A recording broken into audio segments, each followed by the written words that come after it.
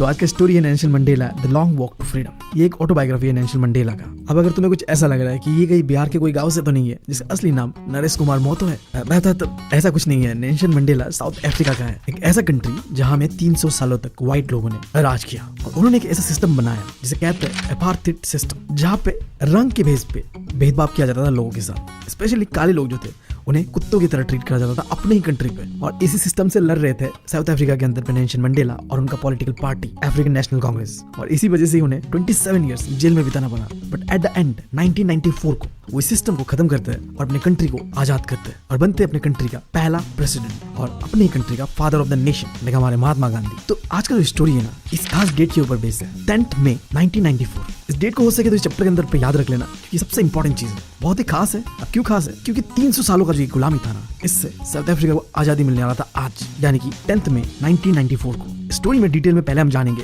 Inauguration ceremony के बारे में, जो कि इस डेट को होता है। अब ये inauguration ceremony union building Pretoria के अंदर पे होने वाला था। अब ये ऐसा ही जैसे हमारे कंट्री के अंदर पे रेड फोर्ट है। अब यहाँ पे एक समय में पहले सफेद लोगों का राज हुआ करता था, बट आज रंग बिरंगे काले गोरे नीले हर तरह के लोग आए हुए थे। इंटरनेशनल लीडर्स डिफरेंट कंट्रीज के अटेंड कर रहे थे इस इनॉग्रेशन सेरेमनी को, क्योंकि मैंने बताया तुम्हें कि आज बहुत ही खास दिन था। पहली बार साउथ अफ्रीकन सॉइल पे एक democratic non racial government form होने वाला था। समय आता है स्वेयरिंग सेरेमनी का, यानी कि शपथ ग्रहण समारोह। कसमें उसमें खाने भाई सब, देश बन रहा है तो देश का प्रेसिडेंट भी बनेगा, वाइस प्रेसिडेंट भी बनेगा, सब बनेगा। कैसा बनता है वो देखना है। नेल्सन मंडेला अपनी बेटी जिनानी के साथ आई हुई थी स्वेयरिंग सेरेमनी को अटेंड करने के लिए और अपने आप को पहला प्रेसिडेंट घोषित करने के लिए। और उन्हें लाइन वगैरह करा दिया यार। सबसे पहले बुलाया गया मिस्टर डी क्लर्क, जो कि कसमें उसमें खाते as a second deputy president. फिर बुलाया गया ताबो बेकी को, वो भी कसमें उसमें खाते अपने देश के नाम पे और बनते फर्स्ट डेप्यूटी प्रेसिडेंट। एंड आखिर में बुलाया जाता है हमारे नेल्सन मंडेला जी को कसमें उसमें खाने के लिए और बनने के लिए साउथ अफ्रीका का फर्स्ट प्रेसिडेंट। आते वो और मन ही मन सोच रहे होते हैं, यार 80 साल के बुड्ढे को इतना इंतजार करा दिया, अब घुटनों में दर्द हो रहा है, थोड़ा उम्र का इलाज कर लेते हैं।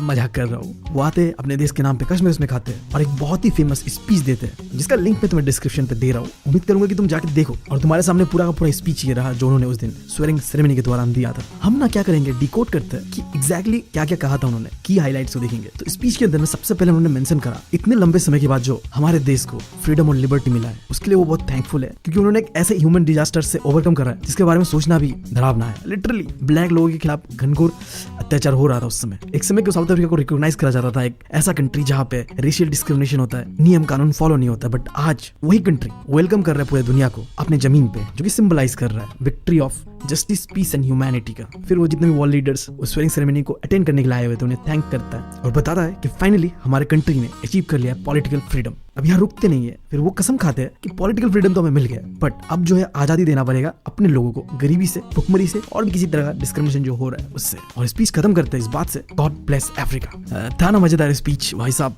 मैं उम्मीद करूंगा तुम जाके डिस्क्रिप्शन पे उस लिंक को चेकआउट करोगे और वीडियो को देखोगे। बाकी यार स्पीच देने से याद आया, मैंने भी अपने स्कूल पे स्पीच कंपटीशन में पार्टिसिपेट करा था। एंड आई डोंट नो मैंने क्या स्पीच दिया उस दिन। मुझे तो लग रहा था मैंने कुछ बहुत बढ़िया बोला है, बट जब मैं स्टेज से उतरा मुझे समझ नहीं आया कि ये मेरे स्किल का जादू है कि वो इमोशनल हो गई या मतलब क्या चीज़ है। खैर उसके बाद मेरे दोस्त ने मुझे रियलिटी चेक भी दिया कि भाई तो क्या बकवास कर रहा था वहाँ जाके, तेरी एक बातें समझ नहीं आई हमें। और उसकी बातें सुन के आई वाज लाइक क्या, मैंने 10 मिनट तक वहाँ बकबक करा और तुम लोगों को एक बात समझ नहीं आया। खैर अब स्टोरी पे वापस आता है। उस दिन यूनियन बिल्डिंग प्रिटोरिया के ऊपर आसमान में साउथ अफ्रीकन जेट हेलीकॉप्टर्स उड़ रहे थे। जितने भी साउथ अफ्रीकन मिलिट्री जनरल्स थे वो सारे के सारे हमारे प्रेसिडेंट को सैल्यूट कर रहे थे एंड प्लेज कर रहे थे अपना loyalty towards the newly formed government. और ये चीजों को देख के नेल्सन मंडेला याद कर रहे थे उन दिनों के बारे में जब यही मिलिट्री जनरल्स, यही आर्मी मुझे सैल्यूट नहीं कर रहा था, मुझे जेल में कैद करना चाहता था, क्योंकि मैं एक ऐसे सिस्टम से लड़ रहा था जो कि बिल्कुल बेस्ड रेशियल डिस्क्रिमिनेशन के बेस पे काले गोरों का भेदभाव चल रहा था, ब्लैक को कुत्तों की तरह ट्रीट करा जा रहा था कंट्री के अंदर। बट खैर आज का दिन अलग था, आज का दिन खास था, क्योंकि वो सारी चीजें जो पास्ट में हुआ था वो चीजें बदल चुका था। ये नया साउथ अफ्रीका बिल्कुल अलग था। आसमान के ऊपर साउथ अफ्रीकन जेट से अलग अलग स्मोक्स को छोड़ा गया, like black, red, green, blue, gold, जो कि सिंबलाइज कर रहा था साउथ अफ्रीकन फ्लैग को जो नया बना था। और उसी दिन साथ ही साथ बजता है 2 नेशनल एंथम साउथ अफ्रीका का। एक तरफ व्हाइट लोग गा रहे थे ऐसा गाना जो कि डेडिकेटेड था ब्लैक लोगों के लिए, किस तरीके से उन्होंने स्ट्रगल करा था अपने ही देश में आजादी के लिए, और दूसरा गा रहे थे ब्लैक लोग जो कि हुआ करता था एक समय में व्हाइट लोगों का नेशनल एंथम, जो कि अगेन सिंबलाइज कर रहा था कि देखो हमारे कंट्री में किस लेवल का इक्वालिटी आ चुका है। काला गोरा का जो भेदभाव है ना, हमने उसे पूरी तरीके से मिटा दिया है। पता नहीं हमारे इंडिया में ये चीज कब हो पाएगा। खैर अब नेल्सन मंडेला जी याद कर रहे थे कि आज का दिन क्यों इतना खास है,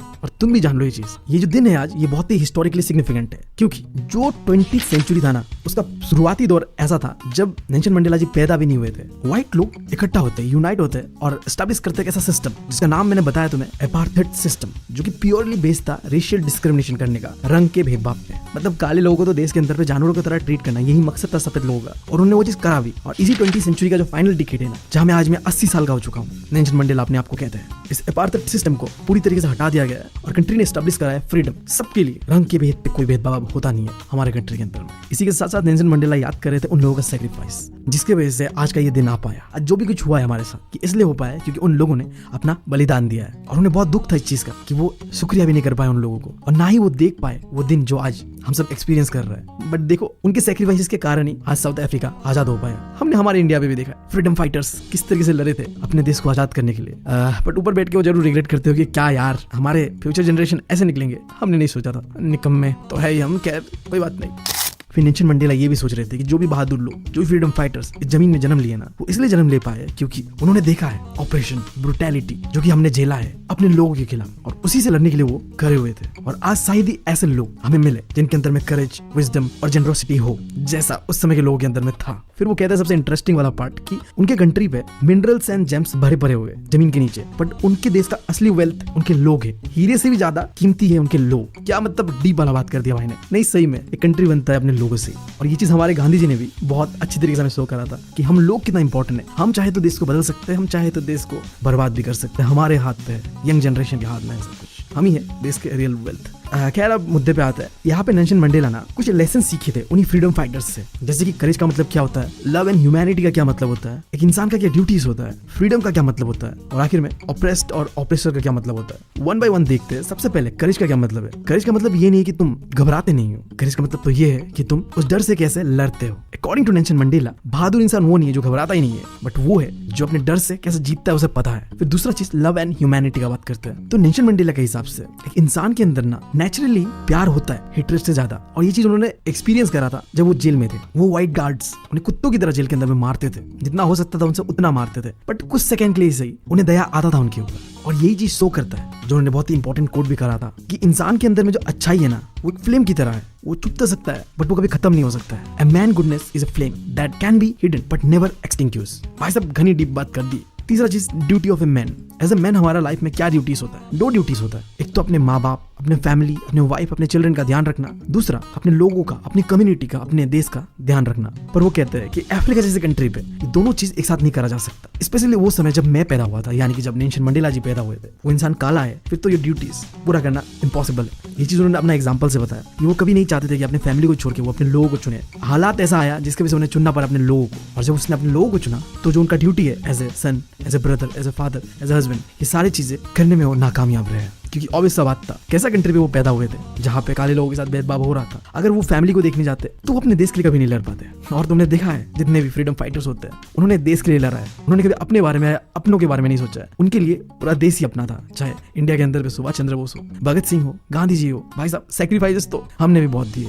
खैर, अब बात करते हैं फ्रीडम का। वो कहते हैं कि देखो, उन्हें शुरुआत से फ्रीडम का कोई भूख नहीं था। वो जब पैदा हुए थे वो आजाद थे। उन्हें जो करना था वो करते थे। उन्हें अपने खेत पे दौड़ना था पागलों की तरह, वो दौड़ते थे। उन्हें झील में, नदियों में, अपने गांव के नहाना था, वो नहाते थे। अपने डैडी का और अपने ट्राइबल ट्रेडिशंस का जो भी कस्टम्स उसे फॉलो करना था वो करते थे। वो आजाद थे। बट जैसे जैसे वो बड़े होते, एज ए स्टूडेंट उन्हें समझ में आया कि आजादी क्या होगा, कि मैं जो चाहे वो कर सकता हूँ, जो चाहे मैं वो पढ़ सकता हूँ, ये मेरे लिए आजादी है। बट फिर जब वो जवान होते हैं तब उन्हें समझ में आता है कि मेरे लिए आजादी का मतलब ये होगा कि मुझे आजादी मिले, फ्रीडम ऑफ लाइवलीहुड, मेरे पास कुछ पैसे हो जिससे मैं अपने फैमिली और अपने लिए जो चाहे वो कर सकूं। बट धीरे धीरे उन्हें रियलाइजेशन होने लगा ये सारी चीजें ना जो मैं अब तक सोचते आ रहा कि ये आजादी है, ये तो आजादी है ही नहीं। उन्होंने देखा कि सिर्फ उनके साथ ही नहीं, उनके भाइयों के साथ, उनके बहनों के साथ घनघोर डिस्क्रिमिनेशन हो रहा था। कोई भी अपने ही देश के अंदर में आजाद नहीं था। अगर तुम ब्लैक हो तो तुम्हारे पास कोई राइट्स ही नहीं था। वो तो एक अटॉर्नी जनरल बन गए थे, यानी कि तुम कह लो लॉयर बन गए थे। बट वो चीज से खुश नहीं थे क्योंकि उनके भाई बहन आजाद नहीं थे, तो उनके साथ जो भी थोड़ा बहुत अच्छी तरीके से बर्ताव करा जा रहा था वो एक्सेप्टेबल नहीं था उनके लिए। एग्जैक्टली जैसे इंडिया के अंदर भी गांधी जी एक बड़े अफसर थे,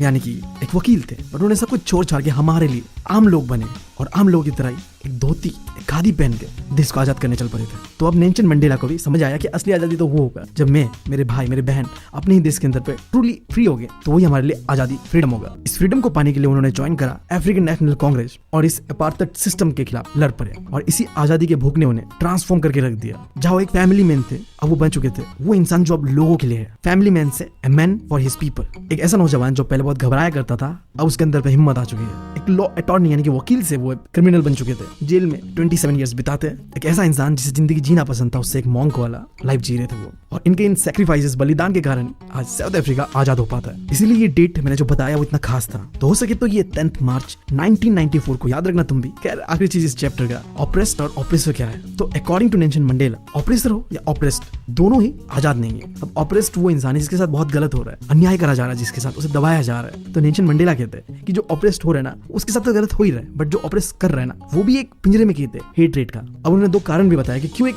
ऑप्रेसर पिंजरे में कैद है हेट रेट का। पहला चीज तो किसी को भी बिना बात के डिसलाइक कर रहा है, हेट कर रहा है, नफरत कर रहा है। और दूसरा चीज उसका सोच भी बहुत ही नैरो है, कहते हैं ना छोटी सोच है। तो दोनों ही ऑप्रेसर और ऑप्रेस्ड कोसों दूर है इंसानियत से। तो हमें आजाद करना होगा, लिबरेट करना होगा दोनों को ही, ऑप्रेस्ड और ऑप्रेसर। और उन्होंने ये चीज करके भी दिखाया कि उन्होंने एक ऐसा कंट्री बनाया जहां में दोनों ही आजाद थे, व्हाइट ब्लैक। ऐसा नहीं था कि ब्लैक ने देश पे कब्जा कर लिया, व्हाइट के साथ गलत हो रहा है, नहीं। उन्होंने ऑप्रेसर को भी आजाद करा, उन्होंने ऑप्रेस्ड को भी आजाद करा। क्या सही स्टोरी था यार। उम्मीद है तुम लोगों को पसंद आया होगा, और अगर पसंद आया ना यार तो चैनल को सब्सक्राइब करना भूलना मत। तो ठीक है, मिलते हैं अगली वीडियो में। Thank you, love you all.